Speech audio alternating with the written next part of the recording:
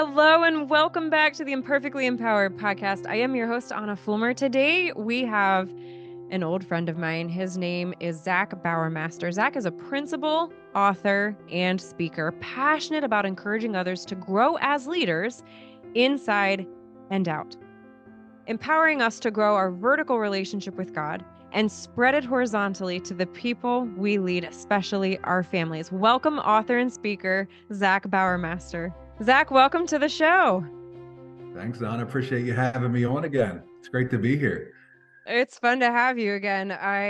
For those of you listening and watching, Zac and I were talking, and he was looking at my chair, and he said, "I sat in that chair," and I was like, "What?" And then we were remembering after school one time, he used to be the principal of my kids' school. He had to quick do a podcast. He's done many podcasts, and we lived right down the road. So we're like, "Yeah, come on over." So it's fun swapping podcasts again with another book. Yeah, no, a lot of fun. And like I said, I remember being in that seat. You said, I remember I think I messaged you and I said, hey, we have a school board meeting. I don't like to do podcasts from school. Yeah. Can I use your area? I said like your fancy area. You're like, believe me, it's Yeah. not really that fancy in the seat. But but And you saw it really wasn't. It was like tucked into a closet in the house that we're still renting yeah, currently. no, it's a Yeah. nice little corner in there. Yeah. Um, well, it is really an honor to have you back on. For those of you that were not familiar with Zac, he wrote a previous book. Trying to remember the title here, Leading with a Humble Heart, a 40-day devotional for leaders. I read that one as well. It is a really great book. Um, this one's fun. The Leading with People, I think it's a little bit more like it is framework driven. So those of you that love acronyms, you're going to love this. We love acronyms in medicine. I don't know about education, but in medicine, everything's about acronyms. So for There's those of a you that like acronyms, there's a lot of acronyms in education. yeah, man, I don't know what we just like to be creative and fancy, Yeah. but you're gonna love this book. But one of the things that I want to start with is you start in the first chapter, which I thought was apropos considering the book is as pillars, the idea of pillars, and you start with the concept of setting a foundation. And before you dove into the pillars, and I think this is true of anything in our lives, and we don't think about it this way. And this was one of the reasons we don't actually see the results that we want in our life, is because before we dive into any type of framework or pillars that we want to establish, whether they be health and fitness pillars, right? It's like we set up these diet pillars in our life that we want to start implementing, or exercise pillars or relational pillars. um, we often neglect to consider the foundation that we're working off of. And if that foundation isn't set and you're not clear on your why for one, and what the problem is that you're actually trying to solve with the pillars, which I think often comes with the foundation, the pillars are in essence going to be fairly ineffective. So I'd love to hear your own personal story of foundation and what really led you to even considering this need for these pillars in your life. Yeah. So that's spot on because the book focuses on an acronym of the word people. So, and we'll probably dive into it more. The P is prioritize people. The E is empathize. The O is observe and respond with compassion. The second P is pray. The L is love. And the E is encourage. And that's in our roles, whether it's a mom, a dad, whether it's at your job, no matter what you're doing, that priority of people, but we want to be at our strongest. And I know this gets talked about a lot, like putting on the oxygen mask for yourself first. Yeah. And so you're at your best for others. And that's where, and even so my first edit of this book, I turned it into the publisher. He called me a few weeks later and he said, you already have a book out. It's been well received. This book that you just wrote here and submitted, we need more Zac in it. So he encouraged me Mm, to be my authentic self. So what I did, and I open up the book with when I was a seventh grade teacher and I was leading a meeting with the seventh grade team. I just became so overwhelmed and felt nauseous. So I said, I don't feel well. And I started to walk out and then I passed out. And when I came to, I was surrounded by a lot of people. which And would have been, if you guys need to understand too, how tall are you? I'm 6'3", so I'm six Yeah. three, two hundred So a twenty-five six pounds. three guy is passing out. I mean, this would have been, yeah, disturbing for people to watch too, probably. No, you're exactly right. I call myself the fainting goat. You know how the goats faint. But so that, I mean, that certainly ties into it. That was part of, so I come to, and I'm surrounded by the school nurse, the assistant principal, a couple of teachers, and they're checking my blood sugar and all these sorts of things. They walk me to the nurse's office, escorting me. Again, I'm 6'3". They're Yeah. escorting me. And here's the scary thing. Well, I thought, so I had been hiding a secret. I was battling significant anxiety and depression, and I wasn't telling anybody about it. And one of my worst fears was that happening, where I would get Mm, so nauseous and I would go down, and then it's almost like all my stories exposed. yeah. It's honestly, I wouldn't change it for the world. I'm glad it happened. And I remember calling a mentor of mine, one person that I had been working with, and he said, I told him, he said, "Hey, you just survived your biggest fear. Like Mm, it's going to be okay." But anyway, so starting at that point, I was able to go back then and unpack it a little bit, and it truly opened up my eyes to how much I was really walking alone. So how much I needed people in my life. Um, First, this was a time where it really drew me closer to the Lord. Quiet mornings in Scripture and in prayer, just memorizing Scripture. So really building my relationship with God, that vertical relationship, but then also being able to then, what the book talks about, then spread that horizontally to the people who are in our lives. And I can't do it without my relationship with God. But it truly opened up my eyes, not just that relationship, but the need to be in community and surround myself with people. mm-hmm. So in Mm-hmm. the first chapter, before we even really dive into it, I talk about building the foundation. I talk about um, Bible reading, memorizing scripture. I talk about prayer. I talk about who's coming with you, Mm-hmm. mentorships. Are there people that you're mentoring, a close group of people? I talk about stepping outside your comfort zones because I think I got really comfortable, and this was a situation in my life that started to really stretch me outside my comfort zone as I started to open up and share with Yeah. more people. And so, honestly, in my weakest moment, was a situation where I was becoming stronger and my foundation was really being Mm-hmm. built. And I know foundation's not something we can just build and forget about. We need to continue to maintain that Mm-hmm. foundation. Mm-hmm. But again, and things like these are certainly well received. People really appreciate strengths and your accomplishments, but they definitely connect with weaknesses and Yeah. vulnerability. Yeah. Well, and it's like you can't, it's really hard to grow stronger if you can't identify your weak points. And the challenge is not living in the weakness. Like that's one of the things that sometimes you can get caught in, I'm just not good at this. Mm-hmm. And it becomes almost like a worth statement as opposed to being like, well, actually in my weakness, he is made strong.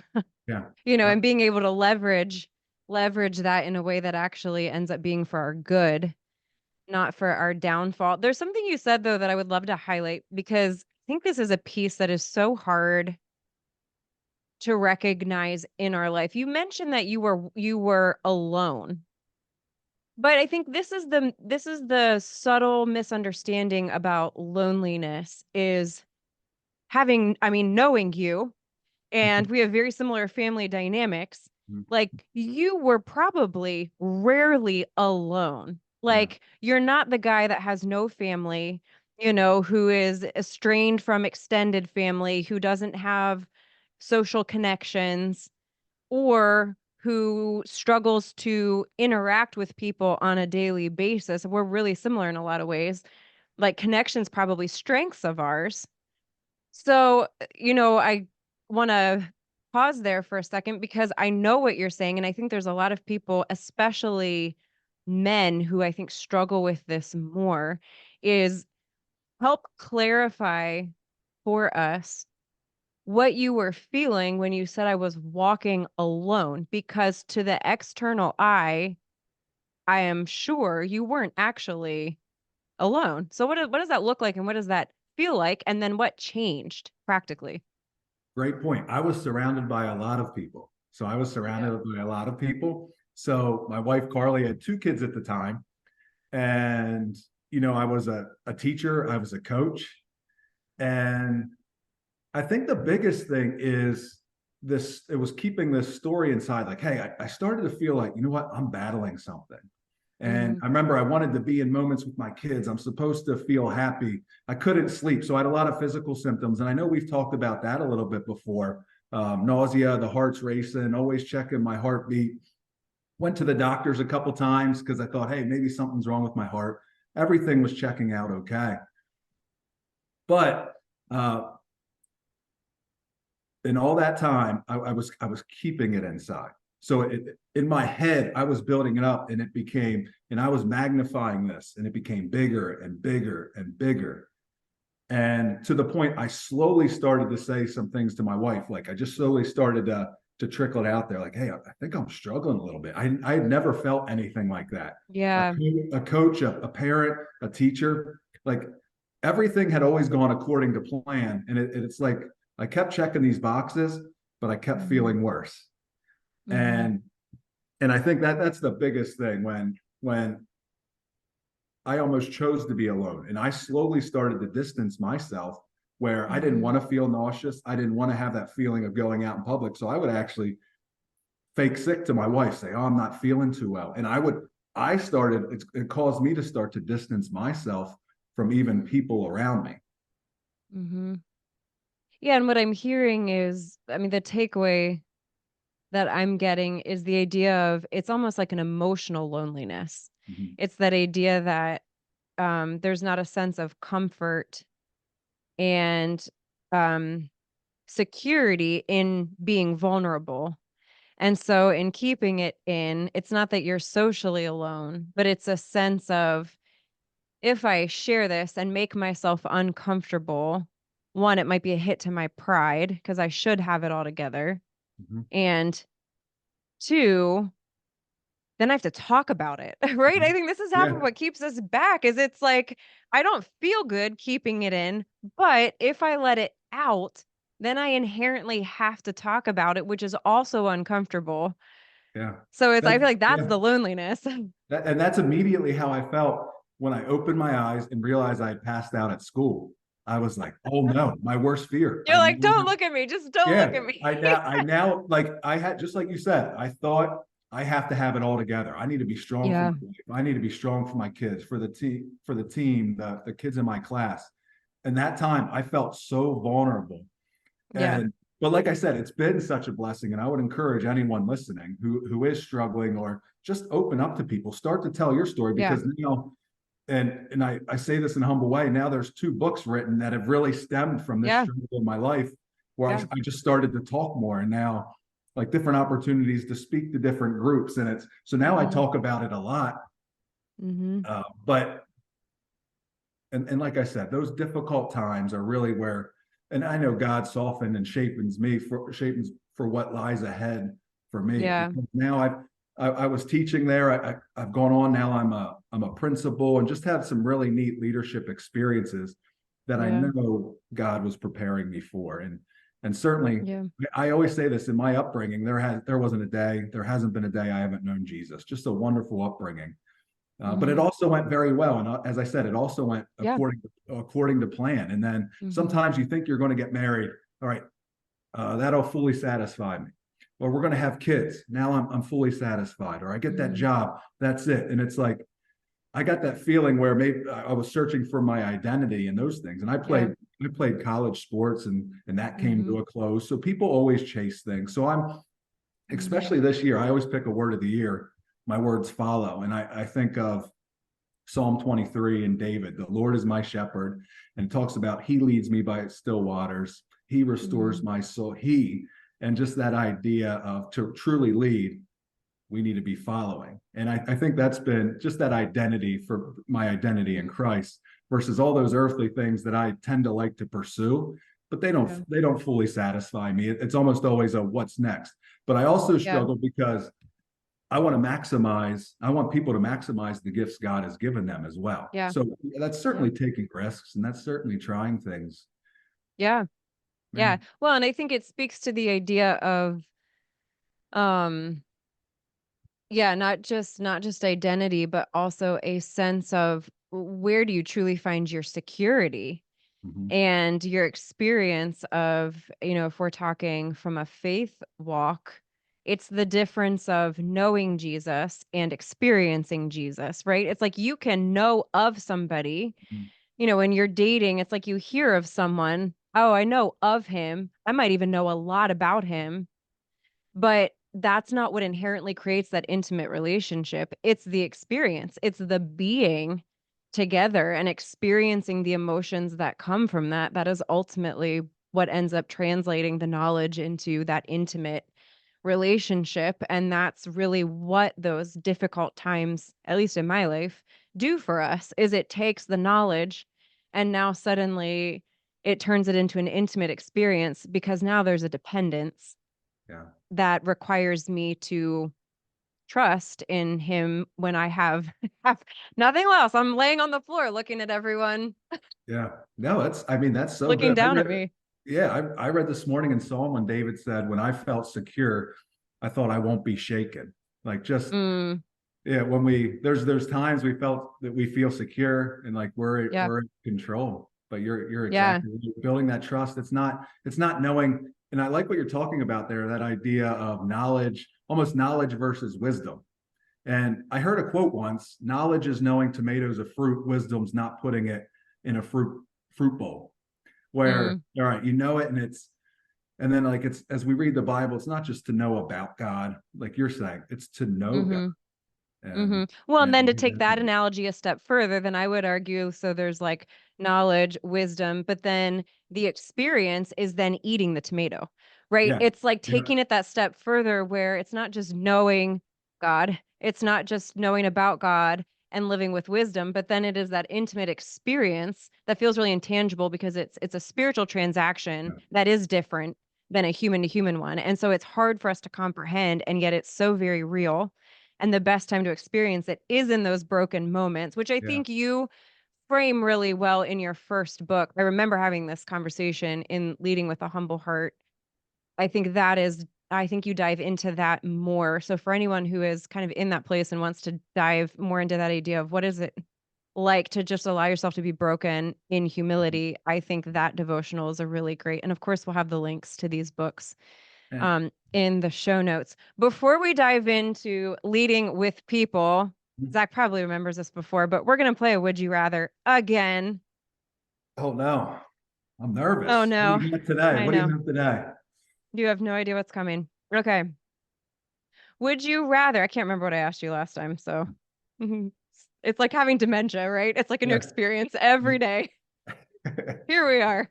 Would you rather own a personal yacht or a private jet? Private jet. Let's Where are get you planes. taking Carly to in your private Oh, jet? private jet.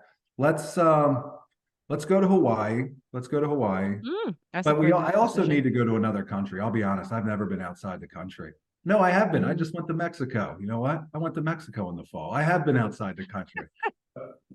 Uh, but Uh, uh, no comment. No a comment. private Yes, jet would be Mexico is nice. outside of the United States. Yeah, I'm learning. Hey, I used to teach social studies and geography. Like I said, no comment. I'm Sure. here to be supportive. Yeah, actually, Hawaii. Honestly, Hawaii, on that note, kind of feels like a different country. Like it's such a unique. Anyone who's been here for a long time has heard me talk about Hawaii so many times because I love Hawaii. But it's like the blessing of the convenience of still being in the United States, but it feels like a completely Yeah. different country. It's just beautiful. I love Hawaii. Okay, would you rather you can go back in time, so time is no issue here, but would Okay. you rather watch Michael Jordan in his prime playing basketball or LeBron James in his time Michael, prime playing Mike, basketball? Michael Jordan. I'm all in Michael on Jordan. I'm all in on Michael Jordan. I went through phases where I This is began a to way more controversial subject right here.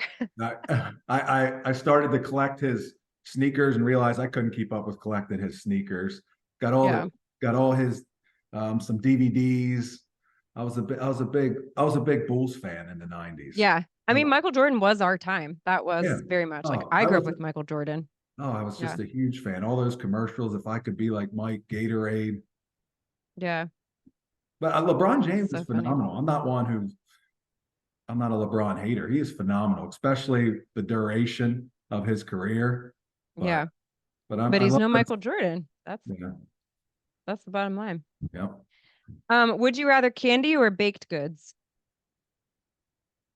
Love them both. Love them both. Big That's sweet not tooth, the but question. yeah, I'm going to go candy. I love candy. Growing up, my sisters had to hide their candy from me, and I would find it, and I would get to a point where I would eat so much, I'd be like, it's best if I just finish it, and maybe they'll forget it was there. So now my Out of kids sight, out of mind. my kids hide candy from me. What's your favorite candy? What are you like crushing? So I love like Swedish Fish, Sour Patch Kids, Yeah. like those that type of candy is phenomenal. Yeah. I love Yeah. baked That's my goods. husband too, There's actually. great baked goods in Lancaster County. Yeah. Welcome to Lancaster County. Our food pillars are butter and sugar.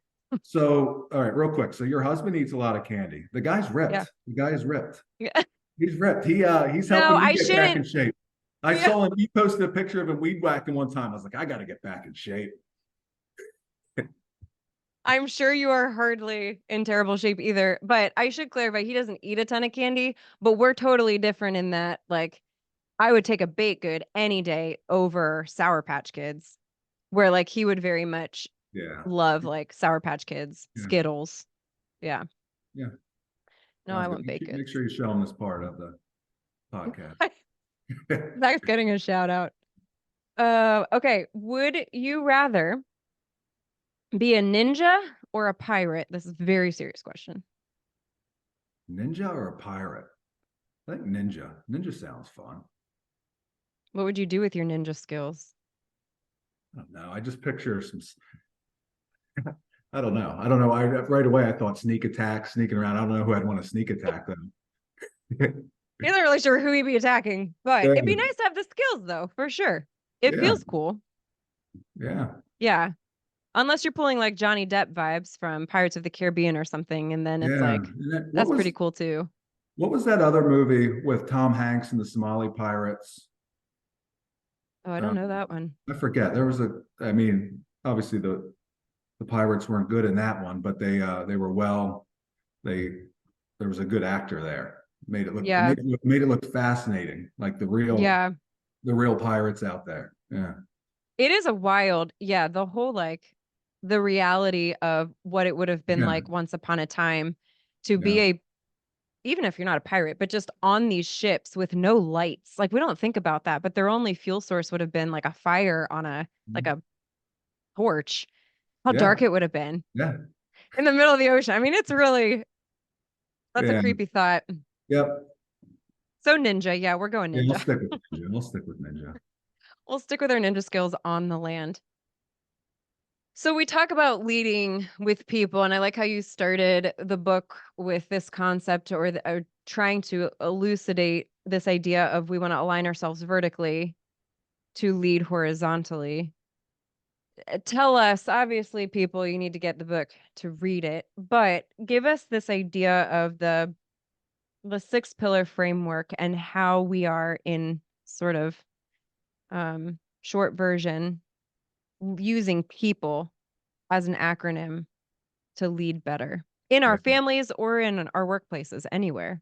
Yeah, a couple quotes that like it's the people who make a place special. It's not what we have time for; it's who we have time for. And we just, I know I find myself when I write, it's always a reminder to myself. Yeah. We exhaust ourselves with a never-ending to-do list, and we miss the people in our lives. Like we just get a head down mentality.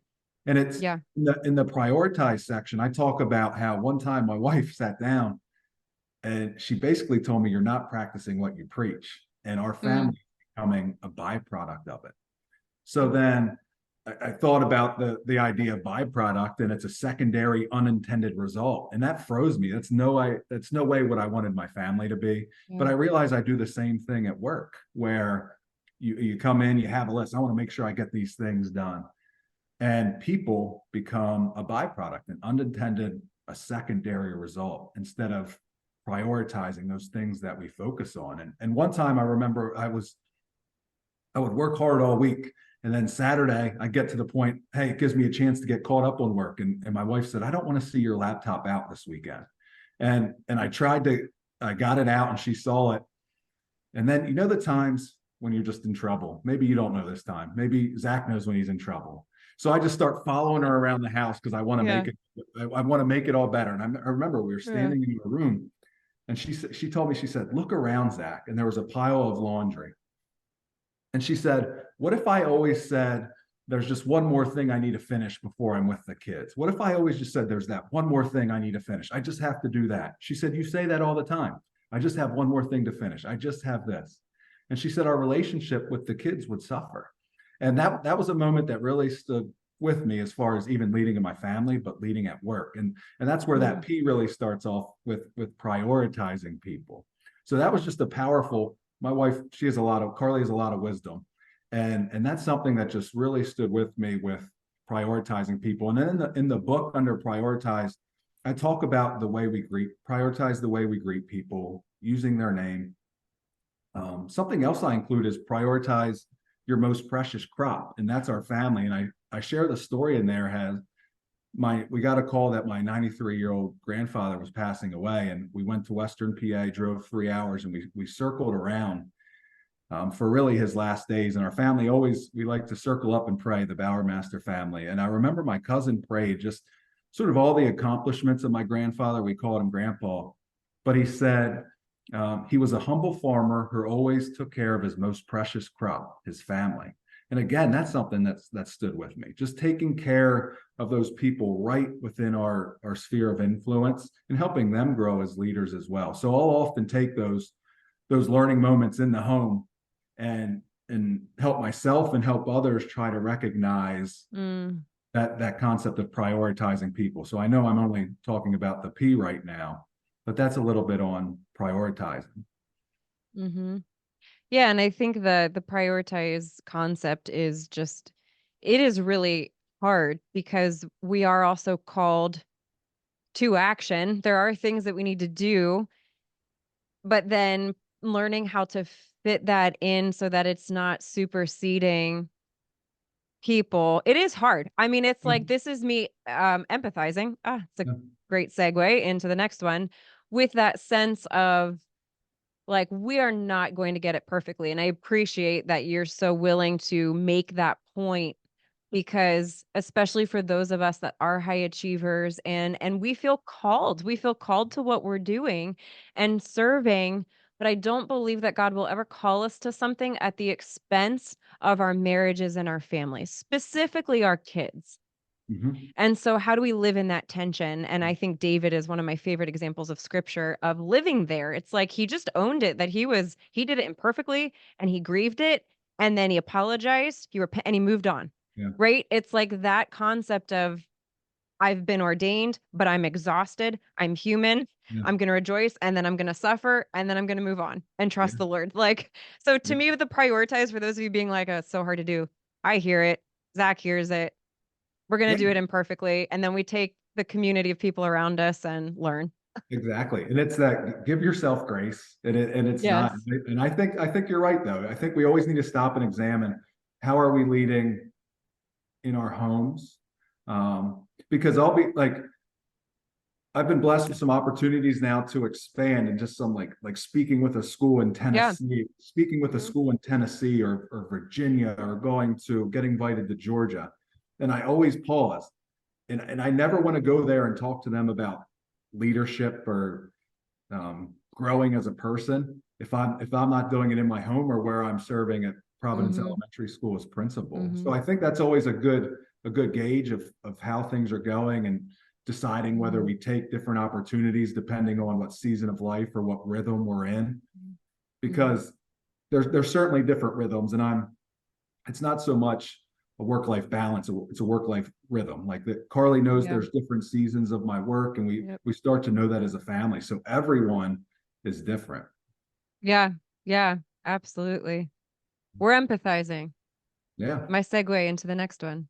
All right. Tell us about empathizing. So empathize. Here's where I've like empathy and then compassion. Where empathy, what helped me so much was how I felt, as we shared a little bit earlier with my Yeah. anxiety and depression. And no one could have guessed that. I guarantee no one could have guessed what I was feeling on the inside. So Yeah. just going through that difficulty and trial certainly helps me in my lens of empathy. And that's what I at each chapter I start with a story. So I really get detailed about my struggle with anxiety and just how I was Mm. feeling. But then really going into, I'll talk in the empathy section a lot about slowing down. And I use the analogy of a red light, how when we approach a yellow light, what we do is we often speed up and we go through it. When a yellow light, it's to cause us to slow down, take a look around. Should I still go or should I still not go? Just depending on Mhm. the light and where you are. But just how when we slow down, because when we're driving fast, things out of our line of sight are blurry. But when we slow down, they become more clear. And that's another thing. So in empathy, I really talk about slowing down. And then I listening, asking questions. I talk about asking some of the right questions and then learning to discern, which will lead into the compassion and the observe part. Like, what are the needs of others? So just, I'm Mhm. a principal, so I walk around the hallways and instead of just seeing the second grade teacher as a second grade teacher, there's a wife, there's a mom to two kids. The mom, the kid has been sick. The kid is now in the hospital. So just really Yeah. truly getting to learn stories. And I really encourage people to share their story in there. But then it's really about slowing down and what lens are we seeing others through? Yeah. And how do you encourage someone who does not, because what you haven't said, but this is true of empathy, is you have to allow yourself to feel. And Yeah. this is not natural for everyone. And some people grew up in an environment where, deep emotions were either discouraged or, especially if they were uncomfortable, like, no, we just keep it all peaceful. So I think a core element to empathy is learning to slow down, not just to see what other people are feeling, but also slowing down in your own life and being willing to, like you had to do, and I have certainly had to do, feel, Yeah. even if Um, it's uncomfortable. And so it's like, how do you encourage someone to start practicing that in their own life? Because I do think the people who are doing that for themselves are the ones who are inherently better mhm, at observing mhm. and empathizing with others. So in your own life or, things that you have seen, what would be a way that you could encourage, I think men especially, to grow in this way? Yeah. Again, so good. And I'll use in November, I was hospitalized for 6 nights. Hmm. And I low oxygen levels. And long story Hmm. short, medical wise, asthma with an upper respiratory. Mhm. And I hadn't had asthma as a kid, but I couldn't breathe. And I felt this suffering. And it was I actually went home after 3 nights, then had to go back a day and a half later. Mm. And I remember going in and I was like, you know what? I actually deleted all social media apps off my phone and kept my phone away. And I was like, I just want to feel this suffering right now and Mm. sort of be alone with God and feel the suffering because I could easily distract myself. I think we distract ourselves so much and we don't truly feel. I do it way too often, whether it be the phone, social media, we go for a Mhm. those times we never have like 3 to 5 minutes anymore of just sitting silence. It's Yep. a mindless Yeah. scroll, and I do it, and I hate that I Mhm. do it. Mhm. But there's times when you just sit and you're still and listen. The creativity. Who knows how much creativity that's hindering? Because I realize I want to create. I want to continue to create, write, and create content. But then I'll realize how much time am I wasting, and then that even pulls our thoughts to all different things. Yeah. Oftentimes, not Even even if it's looking. good, even Yeah, the good things are still keeping us. Yeah, I like to say that busy is our self-medication for reality. yeah, yeah. That's what. And I tend to struggle more on weekends. I tend to struggle more over the summer. I tend to struggle more with downtime. And I think so. That's Mhm. an area I still, and that's my word of the year. Follow. Just how can I get into um, a place of being able to follow and not always that go go go and just enjoying being Mm. still. So as you asked that, that's something I really think about. Just let yourself let yourself feel like avoid Mhm. limit those distractions. And then I also think you'll be able to get more of an honest reflection at the end of that book, I do lay out a 49-day action plan. It's based on 7x7. And one of the first parts of the empathy week is to open up and share your story with someone. Because I think it's amazing how when we open up and share our story, how much it opens up stories that then others can share. And because it's amazing. 100%. When I started talking to people about anxiety and depression, believe me, and I was not alone. Yeah. So many people who were able to relate. People still, and this is so encouraging, people reach out from across the country, even in different countries like Mexico, not Mexico, but as we talked about, Mexico is a country. Even But from countries like Mexico, it is another country. they'll reach out and just share their stories. I had a mom reach out about her teenage son, and she said, the opening of your book, that's exactly what my son's going through. So I think just then starting to share our stories, and in a way it helps normalize things. It brings it to light. So Yeah. instead of breeding in darkness and growing in darkness, it comes to light. And so that's something I think about, really being able to allow time to be still, avoid those distractions. I try to wake up early and just sit at my dining room table. I have my Bible, I have my coffee. Usually we make sure it's on the timer, so it's already brewed. But those times you come out, Yeah. you get your cup of coffee, you sit down, I have my journal, and I try to just spend time in thought. And definitely try not to go to my phone first, because Yeah. there'll be emails. I know there's social media notifications, and Yeah.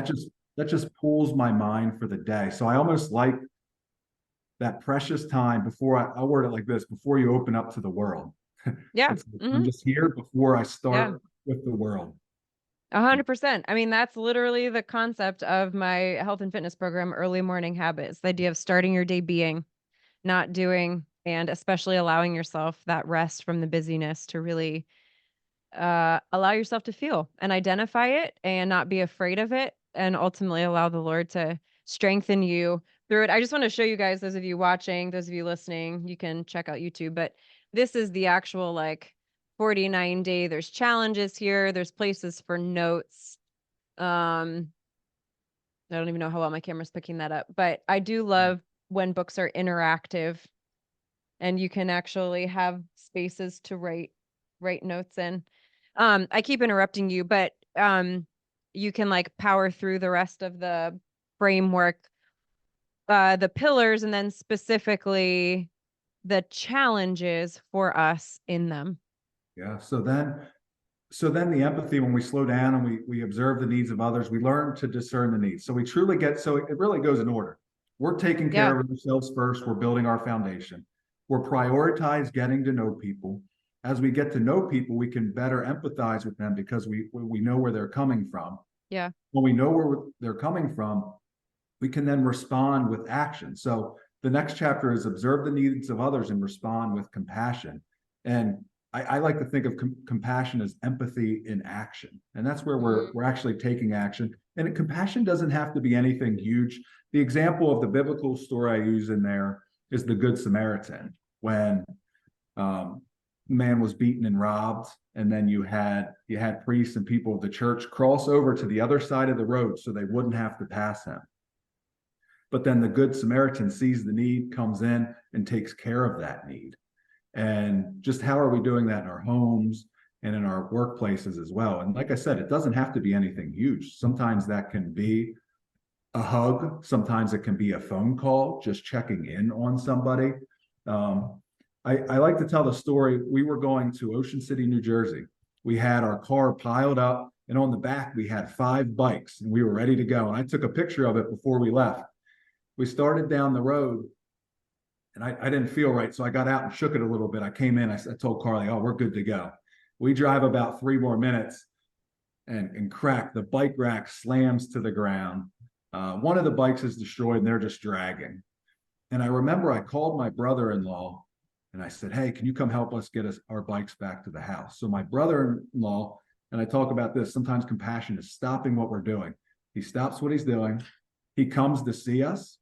And then what he does is he gets our bike rack off, but he had and puts his bike rack on our car, loads our bikes again, and we go on. So not only, and Mm. you hear the saying, give your shirt off your back. So he gave his bike rack, and we went down, and the best part of our trip was as a family, just all those different bike rides. And that's just a small example where just stopping what you're doing. He could have stopped at just helping us get our bikes back, but nope, he gave us his bike rack, we loaded it up, and we headed on. So just having that, just those eyes for others as we go around. What are the needs? Mm-hmm. Mm-hmm. I Um, love that. yeah. And then it moves into pray. And I had a principal I worked with, and I kept seeing him writing a little black book. And I didn't ask much about it. And then I saw him have what looked like a difficult conversation, and we were going to meet to talk about an upcoming faculty meeting.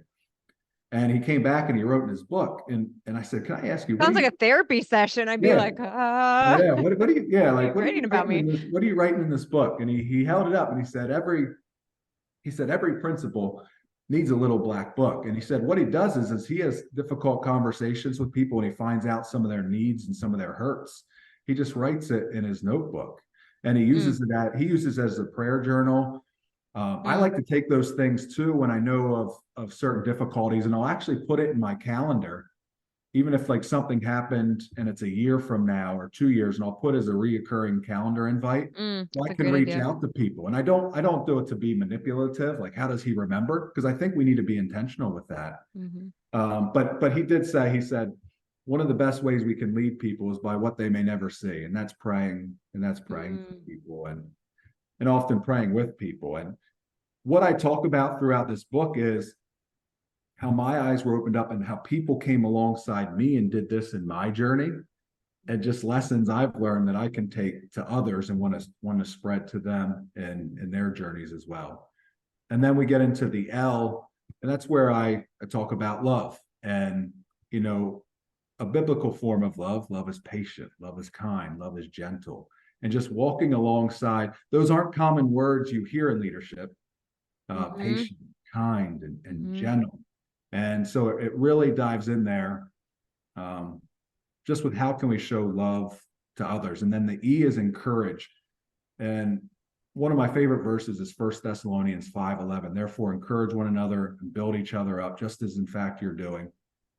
And in that chapter, I share a story about, how we were just talking about acknowledging our feelings.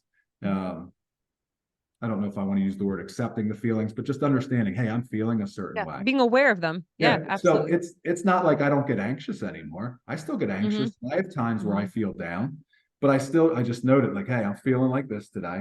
I've been there before, and I'm able to work Mm-hmm. through it. But I was meeting with a mentor of mine. He's not in education. He's in the business world and has a nonprofit organization. And I was talking to him about some upcoming decisions that I felt anxious about. And I talk about this in here. And he said, I want to challenge you to do one thing. I want you to write 2 letters to yourself as if it's 15 to 20 years from now. One letter looking back as if it's a letter of regret, like you made poor decisions. Mm, Another one as a letter, hey, I made the right decisions. And he said, I want to add this. Maybe you want to even write it from the perspective of your kids. So I went home, and there was a time no one, I don't know, it was a Sunday evening, but no one was at home. I don't know why. But I sat down and I wrote it from the perspective of my oldest daughter, who was 9 at the time, as if she was writing it to me at 29 years old. And the letter of regret is her basically saying, Dad, I love you, but we needed you more. Your mm, mom needed you more. Me, Elliot, and Isaac, we needed you more. I understand you were, um, there were a lot of people in your life, and you were a good dad. But now that I'm grown and married, I don't want my husband to be as absent as you were. Like yeah. I Yeah. know you were, and at times I know you were trying to physically be home, but you weren't always mentally at home. And Yeah. then the other letter is a letter of like, Dad, I just want to thank you for the upbringing. We had such a wonderful childhood. I know you were always called to many different things, but you were always there for us. You always walked Mm-hmm. alongside of us. And it really talks about then. I wouldn't have told you this growing up, but I want to tell you now, I always wanted to find a husband like you. And, Yeah. and like just even writing those letters was emotional for me. Every time I still look at those letters, It's Mm, emotional for me. But why I have that in the encourage section, that was shared with me by a mentor, someone who encouraged me. And in there, I talk about like Matthew 5:13 to 16, salt and light, being salt and light mm, in the lives of others as we run the race God marked out for us. But just really encouraging people. I mean, it's not easy. There's lots of struggles. There's lots of yeah. earthly struggles here that God's using to soften and shape us Hmm. ultimately for eternity. But that doesn't make it easier in the here and now, and Yeah. that's why we need to be in community with one another. Yeah. Well, and I think we have this misperception at times, and you have laid this out really well that this is not the case. But I think it's easy to feel like we can't be encouraging, we can't be leading, we can't be loving people if we are struggling ourselves. It just is this inherent sense of like we have to lead from a place of strength, which, if we're not careful, actually ends up being from a place of pride because we think we have to have it all together. But sometimes the greatest encouragement is somebody who is in a position of forward facing leadership humble themselves and share the struggle. Sometimes that is in and of itself as encouraging as anything, and I would think the same is true of loving people, which you have, made very clear just even in sharing your own stories. But I think it's a challenge for all of us to kind of re-examine how we feel like leadership actually looks in our lives Yeah. and how Well, we're it's, yeah. encouraging people. You mentioned David earlier as you're talking about that. Like I've been journaling a lot. I just started a new journal and I've been really that concept about like following God. Yeah. And Yeah. I can't keep getting past David and Saul, the Mm, humility and pride. Because even when Saul sinned, he said, "Oh, I acknowledged I sinned, but basically still make me look good in front of the people." yeah. And and David just like just pours. The Psalms are so great with David Yeah. pouring his heart out to God. And as you can see on the cover of that book is a fruit tree. And it's really based around John 15:5, where Jesus says, I am the vine, you are the branches. If we remain in him, we can bear much fruit. But apart from him, we can do nothing. So that's really where Mhm. that fruitful leadership is, the human side of leadership, walking alongside people, remembering it's the people who certainly do make a place special.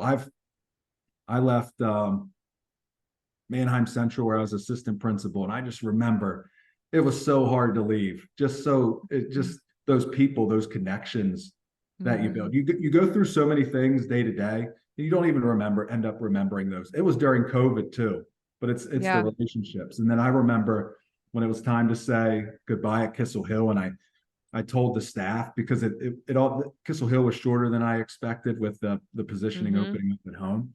But I remember just seeing their faces, and I was just so sad. But it was because of hopefully because I was intentional with relationships, and hopefully they felt that too. Just Mhm. really building that, and that's one of my goals as a school principal, to build a culture where it really does feel like a family, Mhm. where people can bring their struggles. They know people are going to be alongside them to support them. Um, but like I said, but it's not easy, and it's a Yeah. continued work in progress. We need to give ourselves grace. Yeah. Yeah. Grace to do it imperfectly. Yeah. But as people have heard me say before, imperfect progress is better than no progress at all. So we just step forward knowing we're not going to do it perfectly. Um, as always, you guys, the links are in the show notes. Zach, where can people follow you, learn more about you, keep an eye out for your next 6 books? Yeah. So www.zacbauermaster.com is a great way to connect with me. Different areas up there, whether podcasts. I have some leadership blogs, educational blogs. I've also started to solely just one day a week put out a little devotional, and I also can sell my books through the website. So zacbauermaster.com. Also on Twitter, I guess it's called X now, and Instagram at @zbauermaster. Those would be the best places to connect with me. Well, you guys definitely want to connect with Zach. And like I said, be sure to get this book or if the one on leading with a humble heart, that devotional. resonates with you, you definitely want to check them out. I've read both. They're both excellent. Zach, it's so fun to have you again. I'm sure it'll only be a short period of time before you're back here with your next book, but it's an honor as always. I pray God's blessing over your heart, your home, Carly, your kids. So grateful for your leadership and the way that the Lord is using you. Okay, thank you so much. Same to your family as well. You have such a precious family. And thank you for the opportunity here and the platform here to share a little bit of my story. Thank you for watching the Imperfectly Empowered podcast. Be sure to subscribe to the channel by clicking below. And if you missed our last video, then be sure to check it out right here. We'll see you next time on the podcast. Your story matters and you are loved.